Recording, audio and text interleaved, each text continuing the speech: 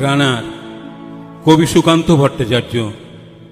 রানার ছুটেছে তাই ঝুমঝুম ঘণ্টা বাজছে রাতে, রানার চলেছে খবরের বোঝা হাতে, রানার চলেছে রানার রাত্রির পথে, পথে চলে কোনো নিষেধ জানে না মানার। দিগন্ত থেকে দিগন্তে ছোটে রানার, কাজ নিয়েছে সে নতুন খবর আনার।